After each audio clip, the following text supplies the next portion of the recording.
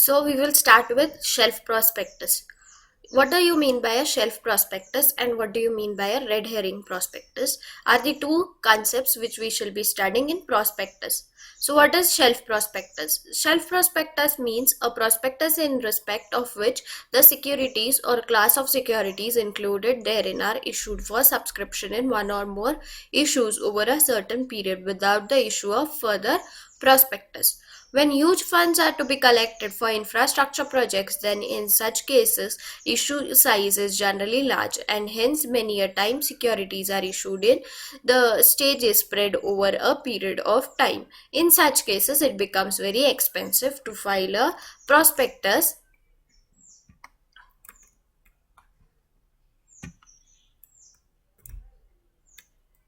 and each and every time in such a case this new provision is of great convenience. Its advantage is that each stage of offer of securities during a validity of shelf prospectus filing of prospectus is not necessary. As mentioned above, this provision of shelf prospectus is available to institutions and banks engaged in infrastructure finance. Though in the above cases prospectus is not required to be filed at every stage of its offer of securities during its validity, but in the subsequent stages it is necessary to file information memorandum. A company filing a shelf prospectus will have to file an information memorandum at the second and subsequent stages of issue of securities. This information memorandum should contain all material facts relating to new charges created and changes in financial position as have occurred between the first offer of securities, previous offer of securities, and the succeeding offer of securities. The information memorandum and shelf prospectus constitute the prospectus, and such prospectus must be issued to public at each subsequent stage of offer. What do you mean by this? So, in shelf prospectus, it is a prospectus which includes different classes of securities. So in different classes of securities which are issued over a period of time without further prospectus means what, that this will provide an introduction, or this will be a introduction in which there will be securities which are to be issued by the company, and this is generally done when there is a large infrastructure projects or other important projects which are to be done. For this purpose shelf prospectus is used. Each and every time in such a case there is a new provision of great convenience. Its advantage is that each stage of offer of securities during the validity of shelf prospectus filing of prospectus is not necessary.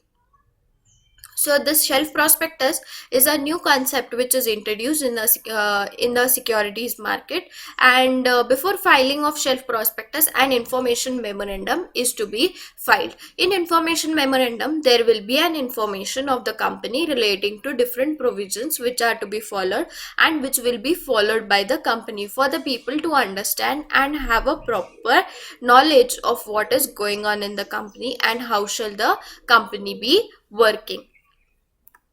After this, next we have is the red herring prospectus. Now what do you mean by a red herring prospectus? Red herring prospectus means this does not have the complete information of the securities in the quantum, that is in a period of time whatever securities are offered. But what are the more provisions? We shall see that. Red herring prospectus means a prospectus which does not have complete particulars on the price of the securities offered and the quantum of securities offered. A company proposing to make an offer of securities may issue red herring prospectus. Prior to the issue of prospectus, a company proposing to issue a red herring prospectus shall file it with the register at least 3 days prior to the opening of the subscription list and the offer.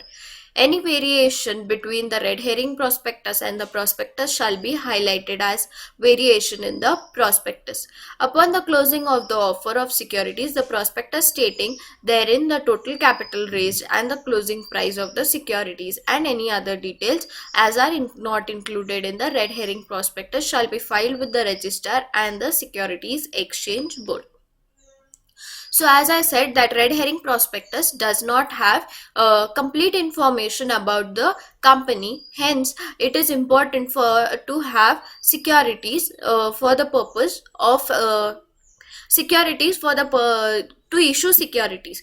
Then what does red herring prospectus contain? A company proposing, that is what is the business and what is the offer it is making for the public. Then what it shall be filed with the register at least 3 days before opening of the subscription list. Then any variation in the red herring prospectus, that is in the prospectus and the red herring prospectus, whatever differences there shall be highlighted, showing that that this is different in the original prospectus and this is the difference in the red herring prospectus. Then upon closing of the securities, it shall be stated that what all provisions were stated in the red herring prospectus and shall be filed with the register and the securities and exchange board, that is SEBI, for the purpose of information and for the purpose of authentication of information. Now next we shall be studying about contents of prospectus.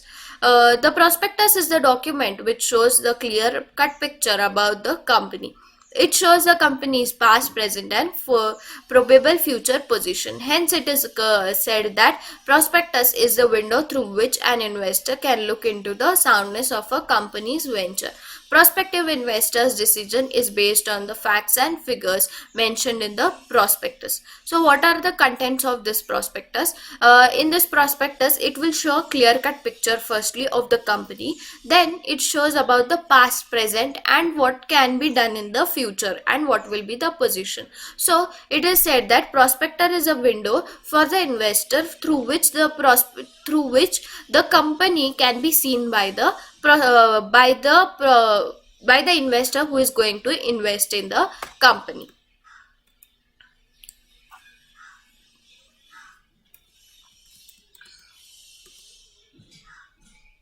Therefore, even by law, it is expected that the prospectus should make all necessary disclosures of material and essential details about the affairs of the company, whereby intending purchasers of shares would be in a position to take informed decision.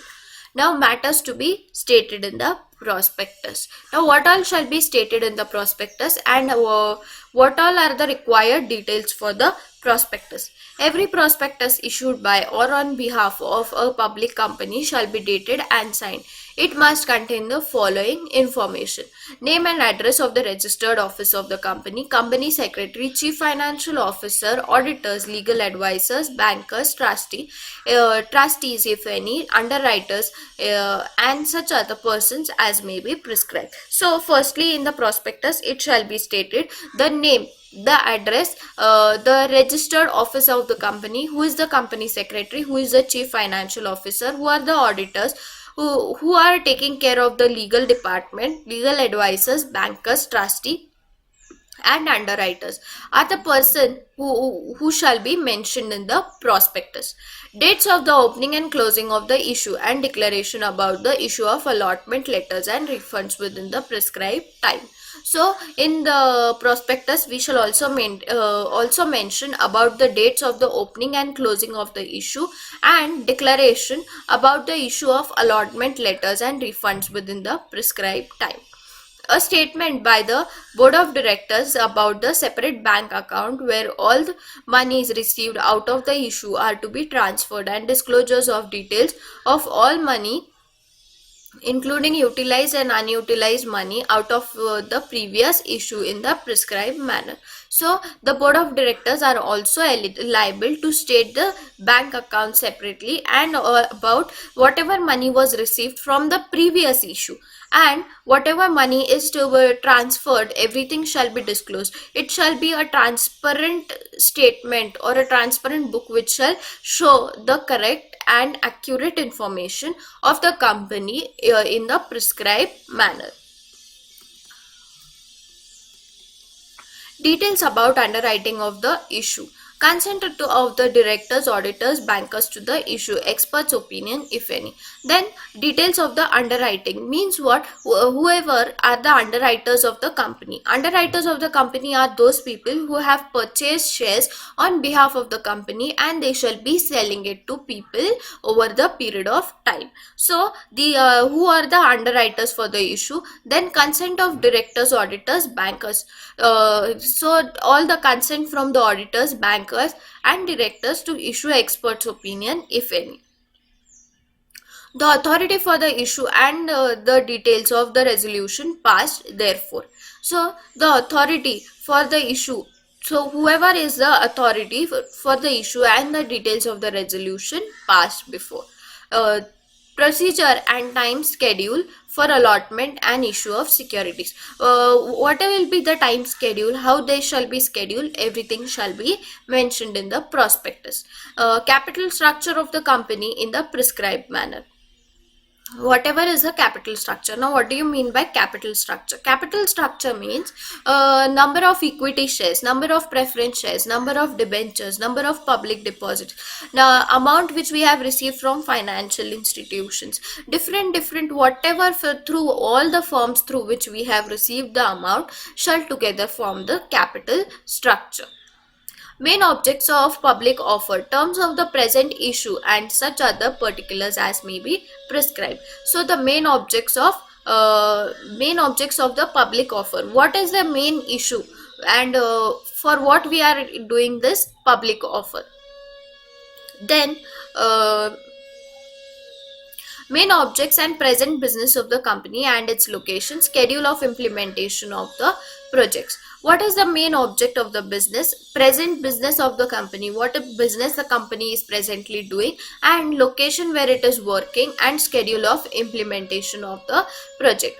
Particulars relating to management perception of risk factors specific to the project. Gestation period of the project means what? That management perception, that is how much is the risk in this project, then how much time shall this project take to complete, then specifications of the project, what all areas are of concern in this project, all this shall be mentioned. Then gestation period, that is the period taken for the completion of the project. Extent of progress made in the project, what all progress has been made till date, what all has been done, everything shall be mentioned. Deadlines for completion of the project, and any litigation or legal action pending or taken by the government. So what a legal action has been taken by the government, or what legal action has been pending to be taken by the government, all these shall be mentioned in the prospectus. Next, department or a statutory body. During the last 5 years immediately preceding the year of the issue of prospectus against the promoter of the company, minimum subscription amount payable by way of premium, issue of shares otherwise than on cash, details of directors including their appointments and remuneration, and such particulars of the nature and extent of their interest in the company as may be prescribed, and disclosures in such manner as may be prescribed about sources of promoters contribution. So what is the minimum subscription amount payable by way of premium or issue of shares other than cash? Then details of directors, who is appointed, then remuneration of each director, then nature and extent of interest in the company, everything as it is prescribed shall be mentioned in the prospectus. Disclosures in such manners as may be prescribed about the sources of promoters contribution. Set out the following reports for the purposes of the financial information, namely reports by the auditors of the company with respect to its profits and losses and assets and liabilities and such other matters as may be prescribed. Reports relating to profits and losses for each of the 5 financial years immediately preceding the financial year of the issue of prospectus, including such reports of its subsidiaries and in such manner as may be prescribed, provided that in case of a company with respect to which a period of 5 years has not elapsed from the date of incorporation, the prospectus shall set out in such manner as may be prescribed the reports relating to profits and losses for each of the financial years immediately preceding the financial year of the issue of prospectus, including such reports of its subsidiaries. So, what all shall be done? Financial reports. It is very important to show the financial reports accurately, because whatever reports are shown, if it is shown fake, then people will lose interest in your company, and if it is shown truthfully, then the people gain more interest and gain more confidence on the company. So it is very important to show the auditor's report, whatever report has been stated in respect of profit and loss account, in respect of assets and liabilities. Then each account financial years of the 5 financial years reports shall be mentioned in the prospectus. And if the company has any subsidiary companies, that also shall be mentioned by the company. And if the subsidiary company has any financial reports, that also shall be mentioned. Reports made in the prescribed manner by the auditors upon the profits and losses of the business of the company for each of the 5 financial years immediately preceding issue and assets and liabilities of its business on the last date to which the accounts of the business were made up, being a date not more than 180 days before the issue of the prospectus. So reports are to be filed by the auditors in the prescribed manner before 180 days of the issue of the prospectus. They shall be checked properly. Auditor's signature shall be there on each of the profit and loss accounts and assets and liabilities account, and all the financial statements which are said shall be signed by the auditors, as it shall show that the auditor have gone through the statements. Provided that in case of a company with respect to which a period of 5 years has not elapsed from the date of incorporation, the prospectus shall set out in the prescribed manner the reports made by the auditors upon the profits and losses of the business of the company for all financial years from the date of its incorporation, and assets and liabilities of its business on the last date before the issue of prospectus, and reports about the business or transactions to which the proceeds of securities are to be applied directly or indirectly. So all these things shall be mentioned properly in the prospectus. This shows that the company is being very transparent with its investors, and also is showing all the details properly, so that you are not cheating on any of your investors, and investors gain the confidence in the company for investing their funds.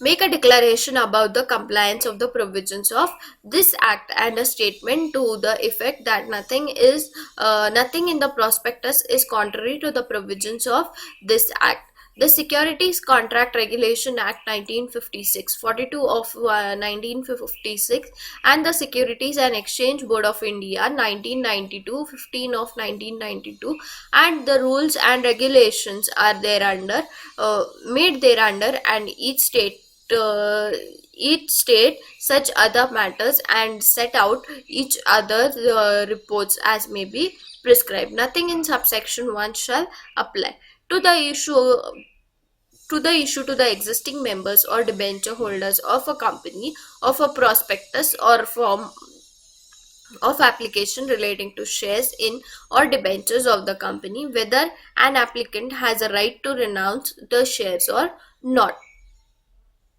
or to the issue of the prospectus or form form of application relating to shares or debentures, which are or are to be in all respects in uniform with shares or debentures previously issued and for the time being dealt in or quoted in on a recognized stock exchange. Subject to subsection 2, the provisions of subsection 1 shall apply to a prospectus or a form of application whether issued on or with reference to the formation of a company or a subsequently.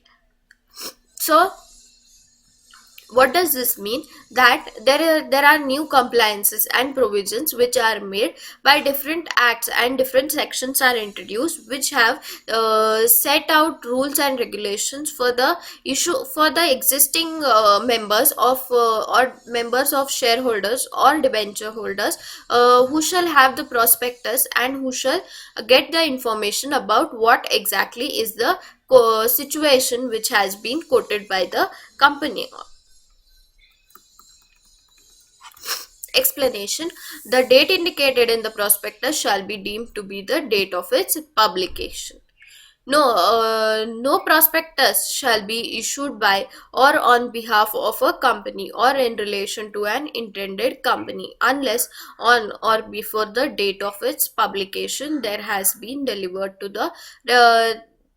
been delivered to the register for filing a copy thereof signed by every person who is named therein as a director or a proposed director of the company or by his duly authorized attorney. So what does this mean? That the prospectus shall be issued on behalf of the company, and it shall be this prospectus shall be issued before the publication and shall be delivered to the register a file copy signed by every person who is named in the prospectus, and the directors who are there shall authorize signatories to the prospectus. A prospectus issued under subsection 1 shall not include a statement purporting to be made by an expert unless the expert is a person who is not and has not been engaged or interested in the information or promotion or management of the company and has given his written consent to the issue of the prospectus and has not withdrawn such consent before the delivery of the copy of the prospectus to the registrar for filing a statement that to effect shall be included in the prospectus. So one director shall be completely responsible for everything that is happening, and the information shall be given to and signed by a director, and with that he shall also file a consent form in which he shall state that whatever information has been given is true and he has information about the entire details, and when he was filing the prospectus he had seen and no other person has done any mistake or anything is wrong in the prospectus.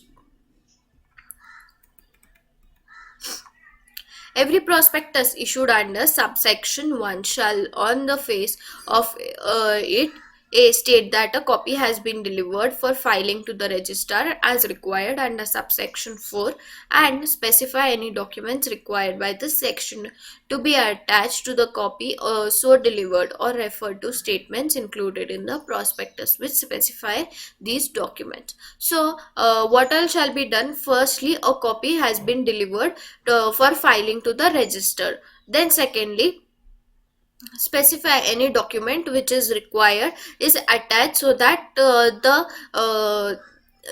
registrar also has the information that what all documents are required to be filed and what all information has been filed by the company with the prospectus.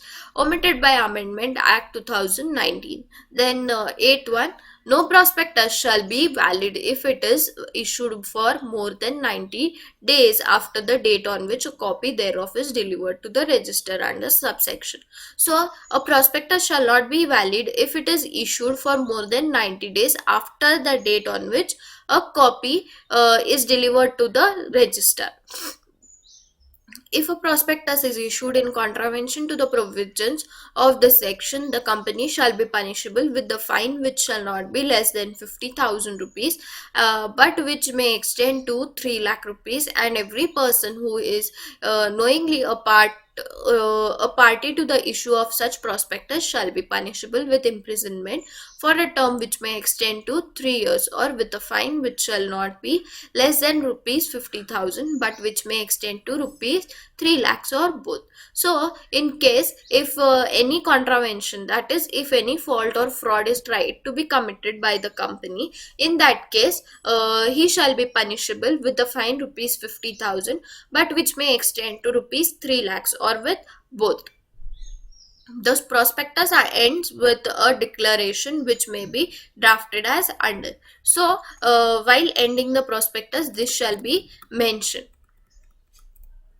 declaration that all the relevant provisions of the Companies Act 2013 and the guidelines issued by the government or the guidelines issued by the Securities and Exchange Board of India established under section 3 of SEBI Act 1992, as the case may be, have been complied with, and no statement made in prospectus is contrary to the provisions of the Companies Act 2013 or the SEBI Act 1992, or rules they are made thereunder, or guidelines issued as the case may be. Place signature of the director date. This date appearing on the prospectus is considered to be the date of publication of the prospectus. So this proper declaration has to be filed at the end of the prospectus, and it shall be placed where it is placed from where it is drafted, then signature of the directors who are present and who have gone through the prospectus, date on which the prospectus has been issued. So this will be considered as a date of publication of the prospectus. So this was all about the prospectus which we have seen. Now in the next class we shall start with the further topic.